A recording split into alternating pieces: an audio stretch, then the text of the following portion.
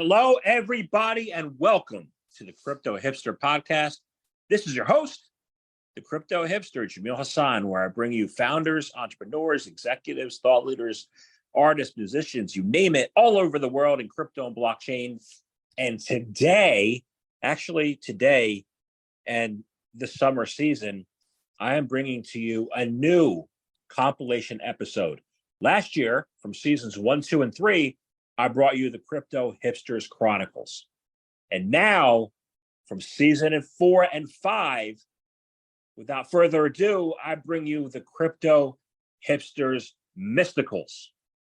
And what that is, what it was last year, and what it is this year, it's a compilation. It's a compilation of 3 or 4 podcasts together as like a montage. And on a certain topic or area of interest in crypto and blockchain, pulling from my podcasts. And now, as we're heading into the summer of 2023, I bring to you the Crypto Hipsters Mysticals. And there's going to be 22 or 23 or 24 around their episodes. And I look forward to you looking forward to it. So thank you very much for tuning in. Thank you for enjoying my podcasts. And this is going to be a summer treat for everybody. So please sit back, enjoy, and let me know your thoughts. This is Crypto Hipsters Mysticals, episode 18, bringing crypto to the real world by creating tools that enable a self-sovereign journey. This Crypto Hipsters Mysticals episode is a compilation of clips from 4 Crypto Hipster podcasts. The first guest is Sara Jane Kenny, who is the community champion at Algorand Foundation. Second, Nick Saponaro, who is the CEO and co-founder of the Divi project. Third, Onur Akpolat, who is the ecosystem growth lead of builders at Interchain GmbH at Cosmos. And fourth is Ali Husain, who is the founding advisor at Navigate. Enjoy. Yeah, I want to talk about that. Yeah, I think that makes sense. I'm obviously a Gen X, and I'm not on TikTok. I'm not the best social media person, but then I see social media people, shilling a coin, saying, "Oh, the price is up, the price is down, and I like it because of the price." Well, why is she like it? I don't know, price. And it doesn't make sense. But risk management and stuff, like, to me, I understand. So, Yep. Crypto has a major PR problem, right? It has. It's mostly negative, right? And it's still there. It's still there after all these years. As a community ambassador, right? What can you help the community do, and what can you help the industry do to improve this problem? I mean, I think first we need to, now this could be controversial, but bear markets are also very healthy. It's part of the cycle. You got to get rid of the Ponzi schemes. Got to get rid of the tokens that are just there to make some money quick, which there's a lot of, and it's very easy to spot, but it's not easy to spot if you're just joining the community. If you don't do a lot of research, which I think we need to market more. It's like, obviously we have the DYO, or do your own research, which I do think does help, but at a certain point, people will just type it and will just send it and won't even do it themselves, which I think a lot of that happens. Ultimately, I think people will learn by getting burnt first, and then until the cycle keeps going and going, people will actually start to learn that you do need to research. And a lot of the things, though, that is quite cool. It is interesting. It's not boring to research, or at least for me anyway. Like, you don't even have to research super technical and read the white papers. Just do a simple Google, and you know a bit more about whatever you're going to invest in. But I feel like to get the communities to come together, we need a lot less FUD on the news. Mainstream medias tend to target Web3 a little bit, but that's only because it's not institutionalized. That's why I think Algorand is a good representation of the blockchain industries to get institutionalized. We have a Turing Award-winning founder, which is like the Nobel Prize for computer science. It's pretty unbelievable. And with that, Algorand are making hires that like Stacey Warden, CEO of Algorand Foundation, she worked with JP Morgan. Um, so it's quite big there. So I can already see some partnerships that would happen that would work quite well. Obviously, FIFA and Algorand, they had a partnership as well. I don't know if you heard about that, but basically there's a bunch of NFTs from FIFA now going onto Algorand. It's already out there. I think it's FIFA Collect or FIFA Plus One. And so that is very, very cool too, because we're making partnerships with the Web2 world, the real world, which I feel like will just overall help how things are doing. There's a few other crypto.com. They do a lot of sponsorships for big teams. So if you like back in the day, and I say this as if I've been here for forever, which I haven't, but the Web3 world moves very fast, and I think you know that. Um, so every day there's something new, which is why I like it. And I feel like people do like that fast pace sometimes, but we get to see Web3 more and more through like partnerships or sponsorships. And even just that, I feel like it helps people a lot more. Because like I ask like people now, like my relatives, and I'm like, oh, do you know this? And sometimes they're like, oh yeah, I've heard of that. And actually, older people tend to know more about crypto because, well, obviously more life experience, but they've heard of Bitcoin for the past 10 years, or they've heard it like when it reached 20K for sure. Whereas Gen Z, it's only new to them, but I think they see more of a opportunity with it in some cases. Obviously not all, but it's because Gen Z are more used to being online. I believe it's the same with, social media and things like that. It's just naturally in our, nature. But yeah, I feel like the main thing is as long as people have the same goal, and there's always going to be hate. So it's just about getting through that. But it's never going to change. There'll always be hate. There's hate in soccer. There's hate in everything. But I don't think that will slow down the community that much. It's still going to drive pretty hard, and time will be the essence of it all, really. Um, with time, we'll see more and more mainstream, mainstream cryptos that can be used for shops and things like that, which are already being used. When Bitcoin was first made, actually, there was markets where you could buy and sell with Bitcoin and stuff like that. And there's Bitcoin ATMs. Now, I'm only saying Bitcoin because obviously that is the main one at the moment. But in El Salvador, where they made Bitcoin the legal tender, that was actually a partnership with Kobe Banks as well, I believe, and they work a lot with Algorand.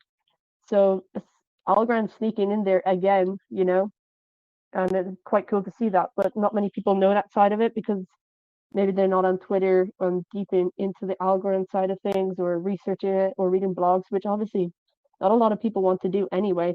That's why we need to make it easier for people. And I think the way Web3 will work properly is when the blockchain is hidden and it's just there. It'll be much better that way. You know what I mean? It's tech. Who wants to learn about tech unless you're a tech person? So we need to stop putting it in people's faces that way and just build your companies and put it in there and maybe put it like somewhere like, oh, we use blockchain tech, and then people who want to read that, they can read that. You know what I mean? I might have some meme coins. They might be building some things, but people got to do their own research, right? So There's nothing wrong with meme coins are a great onboarding mechanism actually for the industry. It's just important to know like what you're getting into and the real potential of certain things. yeah, I agree. So you said industry first solution earlier. You are creating that industry first solution that solves the Ponzi problem, right? Which Ponzi problem? Like, there's a bunch, right? Or, which one do you solve and how and why and what are the different types of Ponzi problems?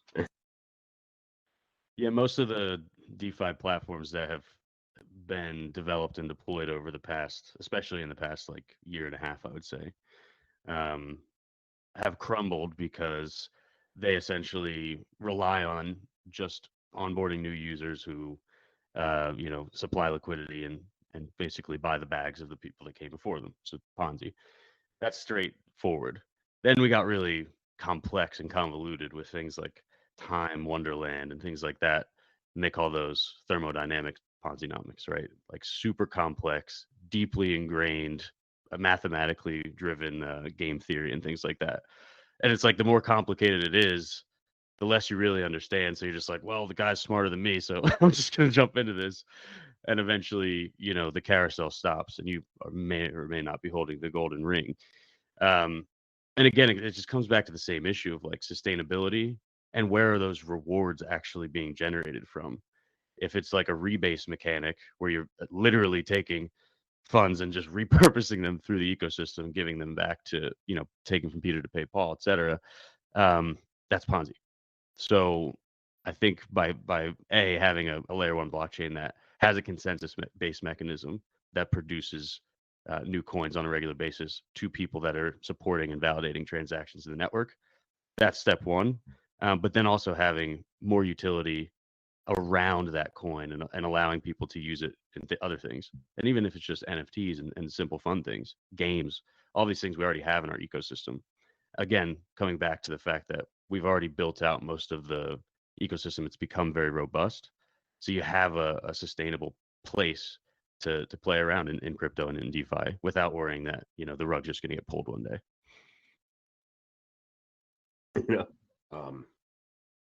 So let's talk about some of these DeFi platforms. They're still, and you said rugs, and you named a couple. How are they still fraught with danger, right? DeFi, and when CeFi ended up being the riskiest investment one could have ever made. Yeah, it's interesting how that turned out, although not very surprising.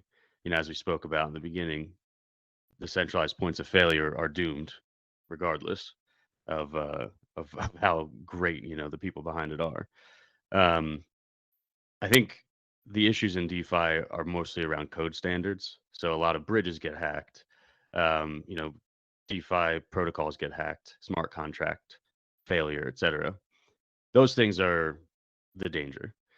That will change as well, right? The code standards in crypto are still catching up to the traditional tech world because most of the people building crypto projects are just not coming from the traditional tech world. They're kids who just learned how to code or jumped into this new thing without understanding security standards. Like we just need to get to the point where we have well-defined security standards, and that doesn't mean just sending it to Hacken and hoping that they give you a passing rating. It means like test-driven development, having real DevOps workflows and things like that that normal tech companies have. Those things will help increase the standards and eliminate or mitigate some of these dangerous, smart contract failures. Awesome. So I asked that because you're building your real personnel to help develop the chain, and you have people who it's beneficial to programmers to join. But how can what are some of the technical and non-technical skills that you think will help people get into this next generation of the crypto spring that's going to come?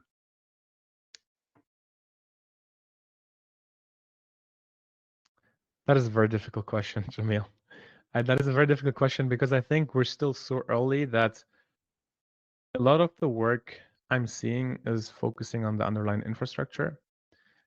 And now, taking another example, for example, if you would ask the people that built the internet, right, like the protocols such as TCP/IP, HTTP back then, on how the future would look like I'm not sure if they would be able to see, and also liked what the internet became. So in that sense, it's hard to answer for me.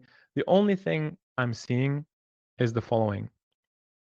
I don't think the world is going to be crypto versus non-crypto or blockchain versus non-blockchain. I think, blockchains will provide certain primitives that at the end of the day will be superior to the alternatives. And why are they superior? Because they're more secure, more transparent, and cheaper. Let me give you examples for 3 primitives. The simplest one is payment. What do we have today? we have credit cards, we have Stripe, maybe we have a couple other vendors. And it's already way better than before, because imagine the world before, how fragmented everything was. And sometimes you had to go to like places to deposit cash and send to another country. That's way easier. But I think blockchain are definitely making that even easier than it is with existing centralized trusted systems today. A second example in my mind is, let's call it authentication. So authentication is basically when you think about like username and passwords, you have a system that is potentially decades old and requires you to store a bunch of different passwords. However, I think a wallet-based security is much simpler, and it allows you to have kind of public-private key cryptography, and that is much simpler than having to maintain 500 passwords, use a password manager. I think like this system will work. So in the future, if I want to authenticate and do something and verify that it's me, I will just use my wallet. And then the third thing would be membership. So for example, and the third system in my mind are membership primitives. So membership can have many forms. We have maybe a gym membership, maybe we have a membership for a game or like another online tool. And usually they all work the same and it's all interrelated, right? Like I have some login, I have some billing system and some payment, and as long as I pay, I maintain my membership. But I think, for example, NFTs, something that you mentioned earlier, could be the primitives that will revolutionize memberships, because it could be so that if I have a wallet, it's the second thing that I just mentioned, the public-private key cryptography for signing, and I do have an NFT in that wallet, which is the third thing, membership, that I'm describing right now. That gives me access to certain content, or even in the physical world to certain venues. Like I can show my wallet that I have this NFT that I either got or acquired somewhere. And this is so crazy because you can even think of it this way. Like if you're an artist and you put your art, your artifacts into NFTs, and then users hold these NFTs, then other artists could basically distribute their art based on the people that have your art. You know what I mean? And brands can do the same. If brands really like an artist, they can say, hey, I want to distribute this voucher or access to this new product that I'm building, or access to this venue and this concert that I'm creating to certain people that hold an NFT. And that is open, like no one can prevent that. So it's almost like a new level of composability, both financially, but also from a relationship perspective with peers that didn't exist before. And I know some of these are still relatively abstract and not super specific, but this is how I see kind of the future and how everyone will use blockchains in the future. They won't even know that they will use blockchains, right? Like the payment that you do in a couple of years from now will be powered by a blockchain and you won't know it. The ticket that you use to get access to some sort of membership might be powered by an NFT and you don't know it. And the wallet you maintain to sign certain transaction and authenticate that it's you will be powered by public-private key cryptography and you won't notice it. So this is kind of my view of the future. And I think right now, because we are in the infrastructure stage, we're still calling it blockchain, we're still calling it DeFi, we're still calling it whatever we call it. But I think these all need to be abstracted. I was listening to you, and I remember back in 2004, I was backpacking in Southeast Asia. We took a truck ride from a pickup truck ride from Angkor Wat to the Thai border. 2 hours in the back of a truck, got totally caked. There was no roads; there was just dirt. So that was fun. So, how about, that's the macroeconomic environment. How about the micro? Like how do individuals start to participate in this data capture and ownership process, right? You said it's decentralized, so they can build businesses and opportunities in Web3. Yeah. So the way that it's all kind of architected right now is obviously the consumers are the contributors are kind of the backbone of the whole ecosystem. by providing images and imagery that is might even be of the same place but at different points in time.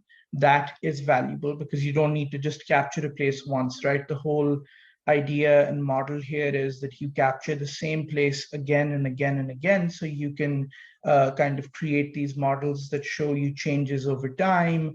They could show you, the state of a city prior to and after a really bad thunderstorm, so on and so forth. Just some random examples there. So in order for us to get contributors on board and to hit critical mass, this can't be Web3 only. People in Web3 get the value prop in terms of, this is data that you contribute, that if it is used by anyone to build an app on top of, and as the Navigate ecosystem grows, you start to benefit more and you get rewarded more. So that's one piece, right? Like, you're not just giving away data for free. And a great example of this is Waze. That eventually then got acquired by Google. But there, one of the things that people loved about it was, hey, if you open up Waze, you can see where the cops are, or you can see where there's a traffic accident that just happened. And that was all crowdsourced. And to my knowledge, the contributors who were contributing that data didn't really get anything in that $1 billion acquisition, or even prior to that. So that's kind of one piece that I think resonates with the Web3 crowd. It makes sense to them just because of where they are. On the Web2 side, and especially I think in the climate that we're in, tokens and all of that stuff gets hard to explain. So one of the things that we did was we launched the Navigate marketplace, which allows you to go in, as you are earning these tokens off of your contributions, you can redeem these tokens as you would any reward points for gift cards at retail stores. And so that's a model that obviously has existed in the past, done very well. People understand it. It's not complicated to explain. And that's kind of more geared towards, the Web2 native audience. So that you can kind of see a line from, okay, if I give you an image, what do I get? Well, if you give me X images, you get a gift card. So that's kind of how we're, building it out at the micro level when it comes to contributors. And then you talked about applications. Obviously, the Navigate Foundation is building the first set of applications on top of this platform. But as the ecosystem grows, the whole idea is to get developers onboarded, to add, to make available all of this data, the raw data. And then the foundation would also want to make available these AI pipelines that we're talking about, right? Ones that will get insights from these images and the video, et cetera, to allow individuals to build their own dApps. And when you do that, if I as a developer use a lot of imagery that you've uploaded, when people use my application, and they're obviously dealing in Navigate tokens, you will get some of the royalties rather than, and this is just kind of a, you can draw similarly to the Apple model, where instead of 30% going to Apple, you have percentages going to people who made your app possible by providing you the core data.